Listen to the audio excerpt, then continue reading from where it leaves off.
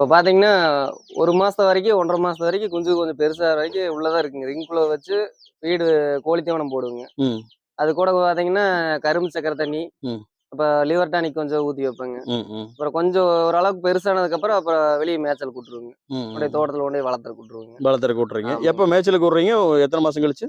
1 1/2 மாசம் வரைக்கும் ரிங்ல கிடக்குங்க. ரிங்ல அப்புறம் இருக்கும். அதுக்கப்புறம் தான் கொண்டோய் வெளிய விடுவேங்க. Okay, okay, okay. இல்லைன்னா, அப்புறம் வரிச்சாளி, கழுகு இந்த மாரி தூக்கறக்கு வாய்ப்பு இருக்குதுங்க. சரி, இப்போ அந்த 1 1/2 மாசம் கழிச்சு மேய்ச்சலுக்கு விடுறீங்கல்ல, அப்புறம் கண்டிப்பாங்க. கடைசியா வந்து ஒரு 7, 8 மாசம் போய் பட்டாவா நம்ம கைக்கு திரும்புது. கண்டிப்பாங்க. எத்தன குஞ்சு வந்து சேருது? இப்போ நீங்க ஏற்கனவே சொன்னீங்க ஒரு 6 டூ 7 குஞ்சு தான் பொரிக்குதுன்னு. ஆமாங்க. அப்ப எவ்வளவு குஞ்சு கைக்கு வந்து சேரும்போது? இப்ப நோவுக்கெல்லாம் தப்பிச்சது போக பாத்தீங்கன்னா, 2 குஞ்சு, 3 குஞ்சு தான் கிடைக்குங்க. ஆ, ஆ. 2 வட்டா, 3 வட்டா வந்தா தான் உண்டுங்க. சரி, சரி, இப்போ சரி. 10 குஞ்சு பொரிச்சா 10ம் தப்பிக்காதுங்க. ம். இப்போ அதுல பாத்தீங்கன்னா, எல்லா அம்மை காய்ச்சல் வருங்க. ம். ம். எல்லாமே போக ம். நோவெல்லாம் தப்பிச்சு வந்தா தான் பட்டாங்க. ம். ம். ம். 2 வட்டா, 3 வட்டா கிடைக்குங்க.